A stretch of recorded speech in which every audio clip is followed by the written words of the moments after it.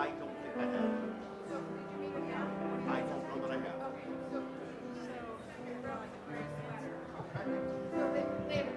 I would love to. Thank you, Ellen. I got to say hi to her. She and I crossed service on the business ministers association years ago. And I love her very much.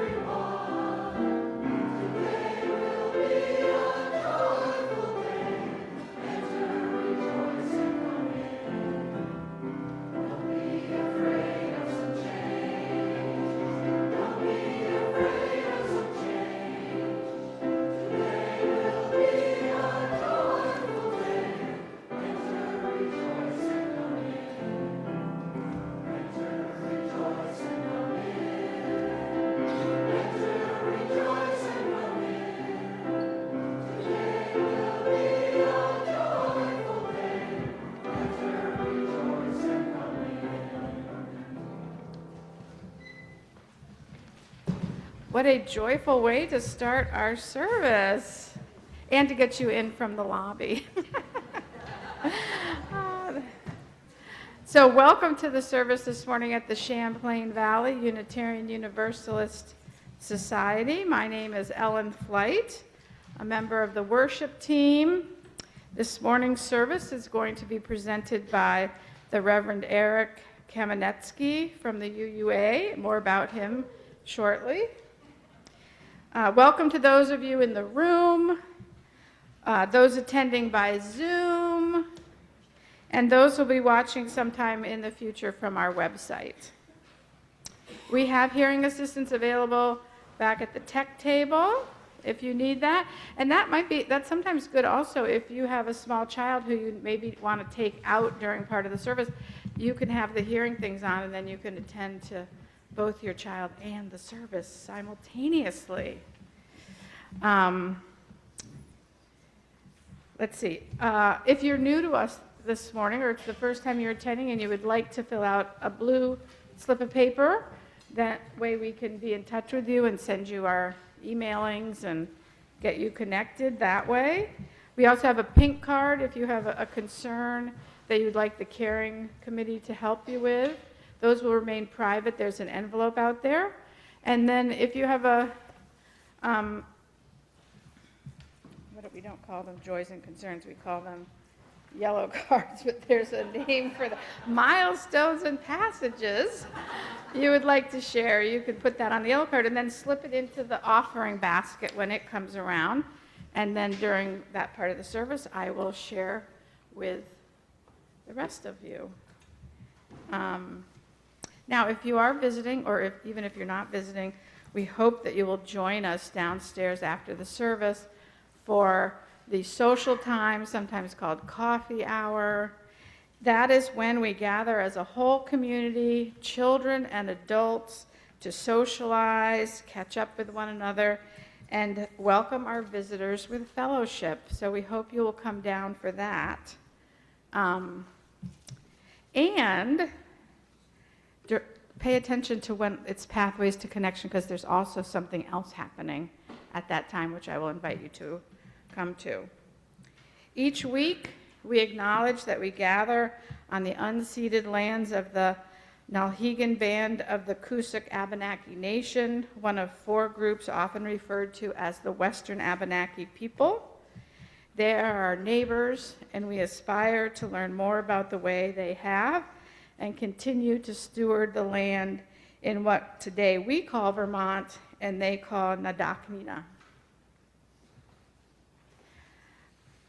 I want to thank and acknowledge the commitment of our search committee for their work leading the cottage meetings that many of us have attended, and for inviting Reverend Eric to lead our B4 workshop yesterday and our service today. Eric Kaminetzky is a Unitarian Universalist. He serves as the interim settled, this is a long title for somebody's job. He serves as the interim settled ministries director for the Unitarian Universalist Association. Prior to that, Eric served as a Unitarian Universalist parish minister for the Edmonds Unitarian Universalist congregation for over 14 years. In an earlier part of his life, he was a licensed practicing attorney. We'll forgive him. No. Eric is a spouse and parent, and he is kept by 2 small Chihuahua mixed dogs in Seattle, Washington. Eric has served our faith tradition as a board president, as a district trustee, as a membership professional, as a camp co-director, and as a risk manager. In ministry, he has served as president of the Unitarian Universalist Ministers Association. Vice president, Association Board of Trustees, and as the UUMA chapter officer in various roles. Eric has visited Vermont before, and he has preached as nearby as North Chapel Universalist Society over in Woodstock. But now he's enjoyed the Champlain Valley. He may come back again. When it comes to Unitarian Universalism, Eric says he is a true believer and an institutionalist. I look forward to hearing from him shortly. So if you'll now join me in the spirit of collective endeavor, let us worship together, and I want to call up Cora Stackhouse, who is going to be our chalice lighter this morning. The chalice is the symbol of Unitarian Universalism across the nation and the world. Most other UU congregations will be lighting their chalices this morning. So she's going to come forward, and as she does so, will you join me at the words in your order of service and on the screen? All right. We light this chalice, kindle the fire of commitment to spread our beloved faith. Proclaim the good news that all are worthy and all are welcome. To keep love at the center so none shall be left behind. May we carry this flame to all we encounter. Our lives shine with its glow. And now, Eric will be doing the call to worship.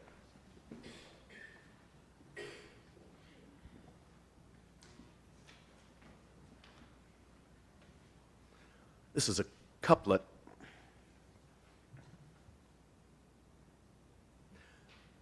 This is a couplet from Leonard Cohen's Anthem. Ring the bells that still can ring. Forget your perfect offering. There is a crack in everything. That's how the light gets in.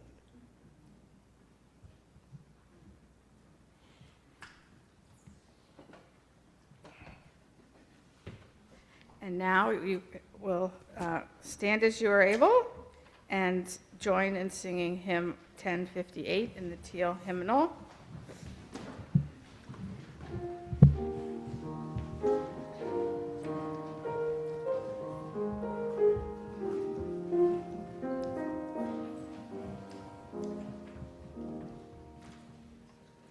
We are a religion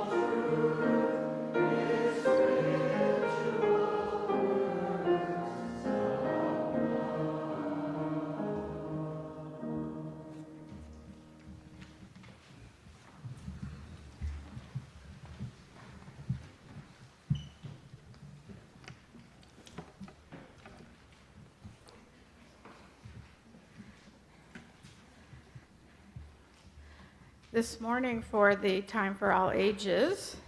With most of our older kids having OWL, I'm going to just tell you a story from up here. We have Cora and her cousins or her friends with her, and otherwise the kids are over already starting RE. So at the top of the order of service, you'll see that the November theme is nurturing gratitude.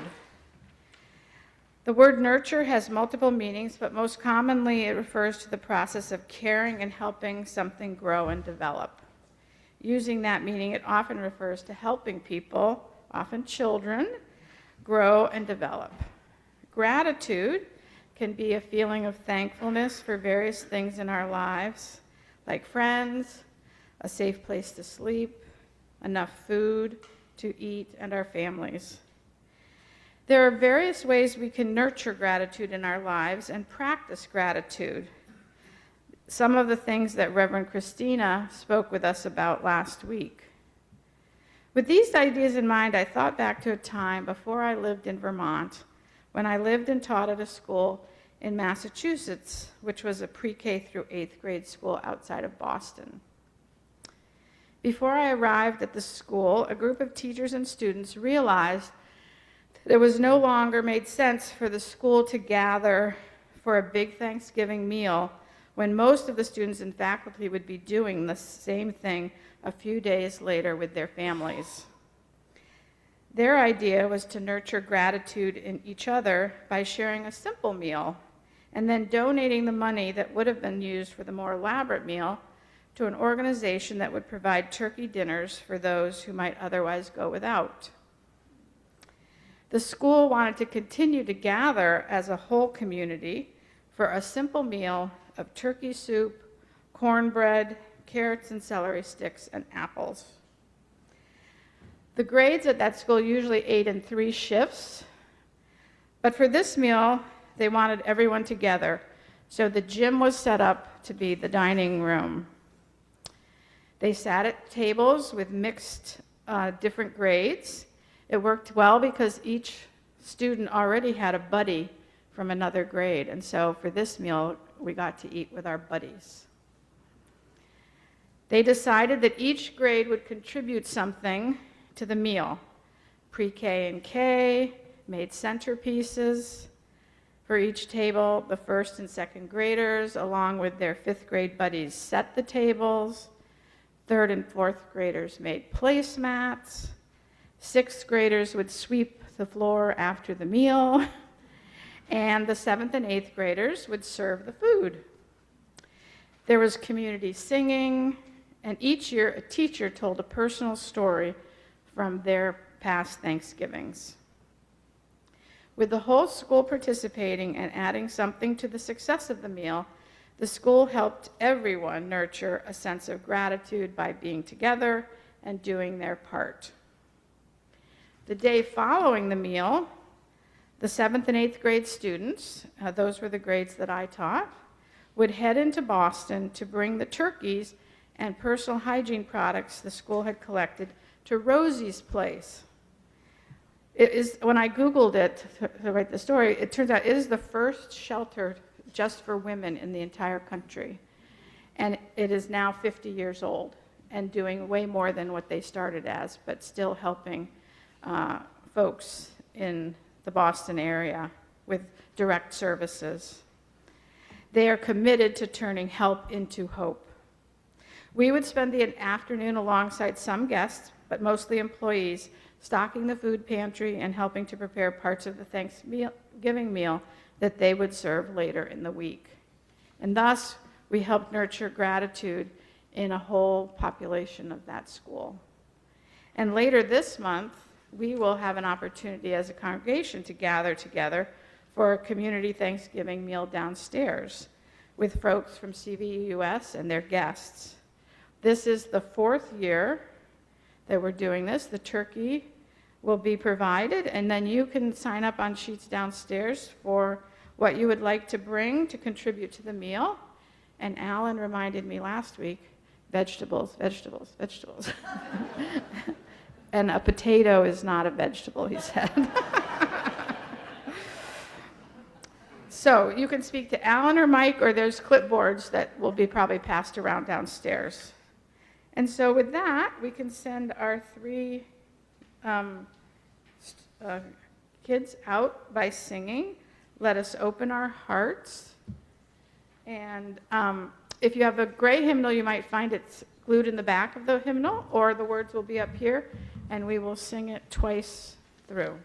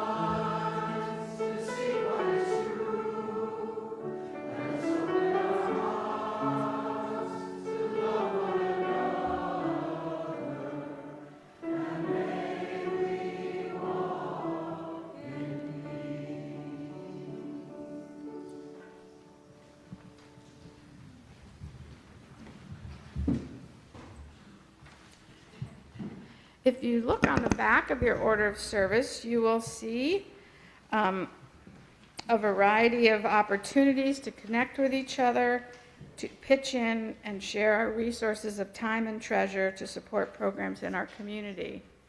Now here's the part that comes about after the service today. Have you ever wondered how to answer when people ask, "What do Unitarian Universalists believe?" Can you answer questions about your own theology? Are you wondering how the ministerial search team will describe CVUUS's beliefs and attitudes about religion?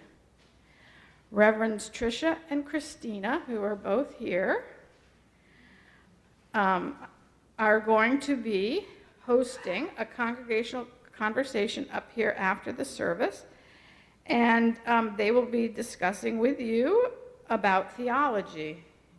And so please stay. If you can't go down, get a snack, get some coffee, and come on up and help us tackle these fascinating and challenging questions.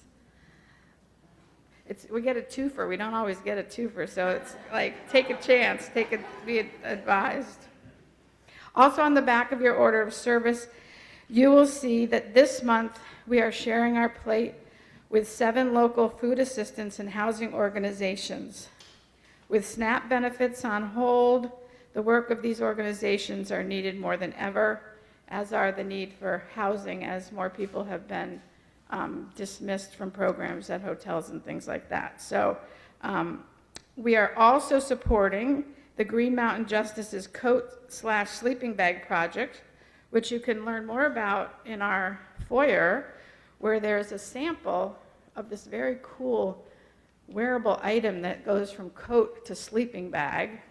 And not only is it kind of a cool, but actually a warm thing, it is made in a Detroit factory that was founded by unhoused people there, and they employ 60 formerly unhoused people at the factory making these for winter, and they sell them all over the country to organizations that are helping unhoused people. So have a look. It's a kind of an olive green. It's sitting on a chair, sort of propped up, so you can see how it might look. I'm still trying to get Tom to model it up here later in the month, but haven't gotten that far yet. So for those of you who are new, after we collect the offering, which we're going to do in a minute, we then rise to sing, "From you I received, to you I give," and then we gaze around the room and look people in the eye and greet each other, because from them we receive and to them we give, and so that's it may feel a little awkward when you do it the first few times, but it's really lovely. So the offering will now be gratefully collected, and I hope you can be as generous as possible.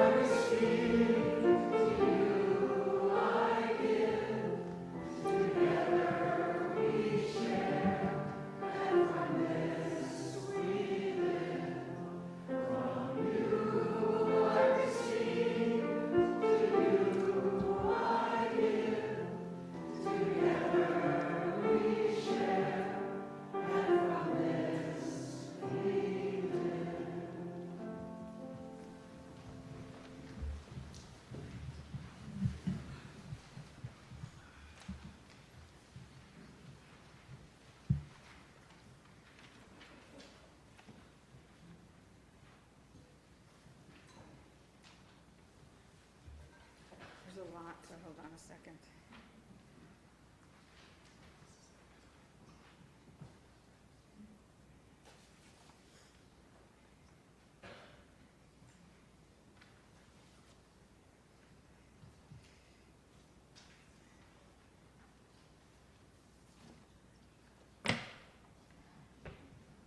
A tome of yellow cards, which is good because it means that we're willing to open our hearts and share with our community the highs and lows.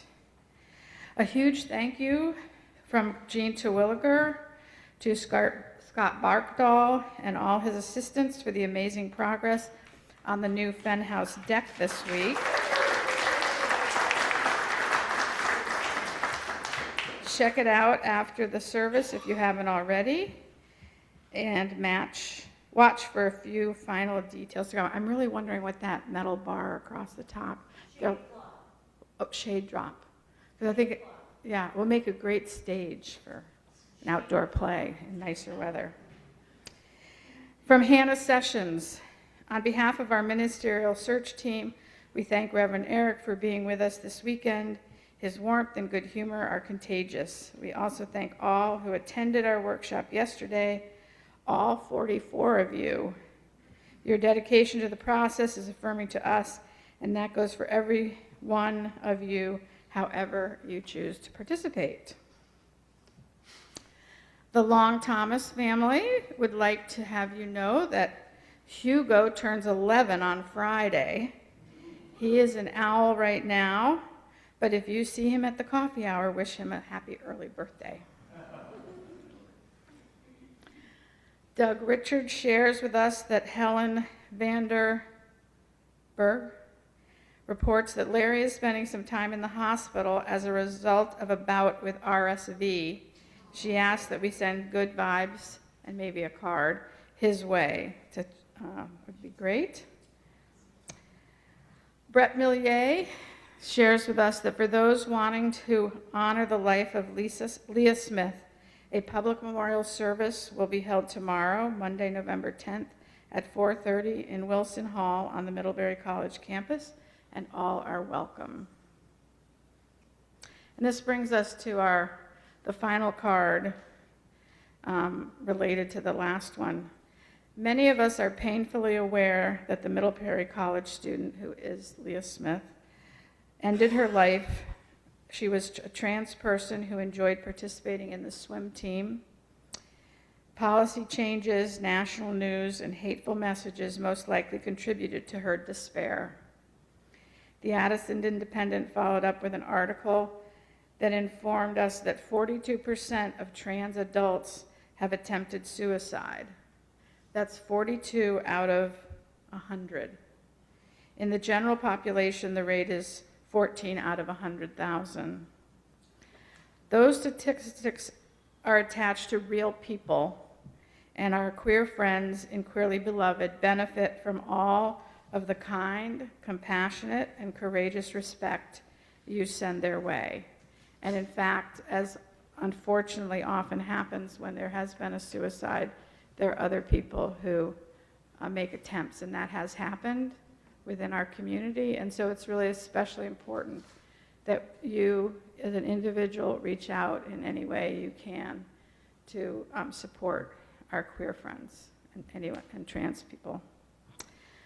So let us join in a time of silence to reflect on the cards shared today, and also those joys and concerns, milestones and passage which remain in our hearts.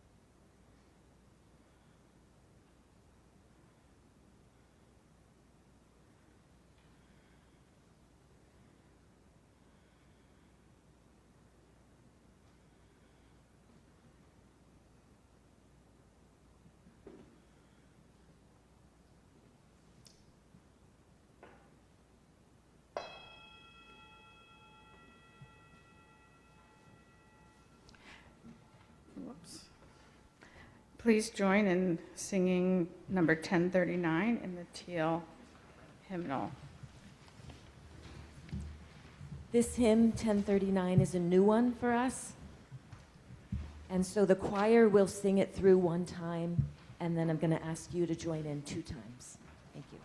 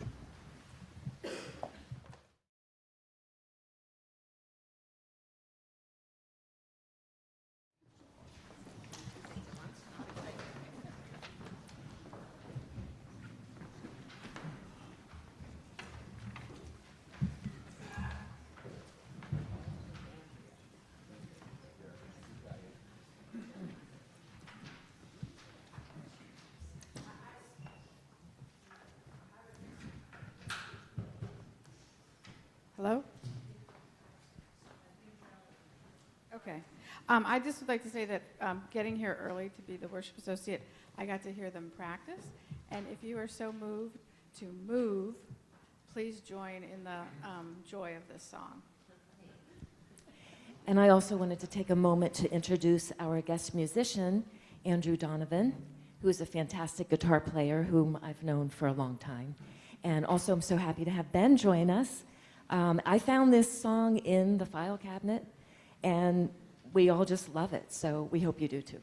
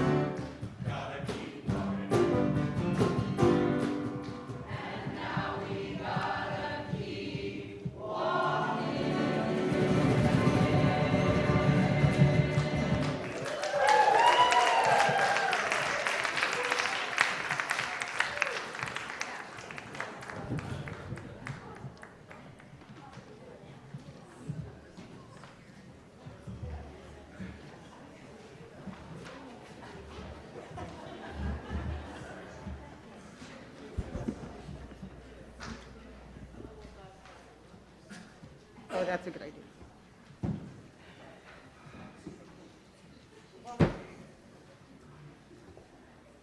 Oh, hi. Hi, I'm Brett Millier. I'm the president of this congregation and the chair of the Board of Trustees. And I have the... More? Okay. It's chasing me. And I have the privilege today of reading the closing words, which are entitled A Grateful Heart by the Reverend Sandra Lees. May you rise in the morning and greet the dawn with a grateful heart. Throughout the day, may you accept the simple gifts that arise: food, shelter, water, sunshine, with a grateful heart.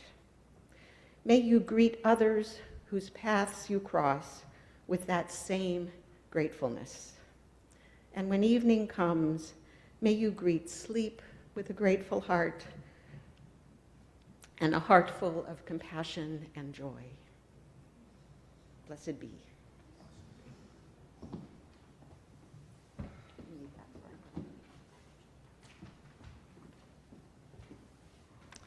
And now if you'll join me in extinguishing the chalice with the words we say each week.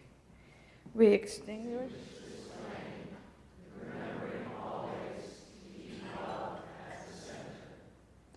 And please stay seated to enjoy our postlude by Jen called Peace.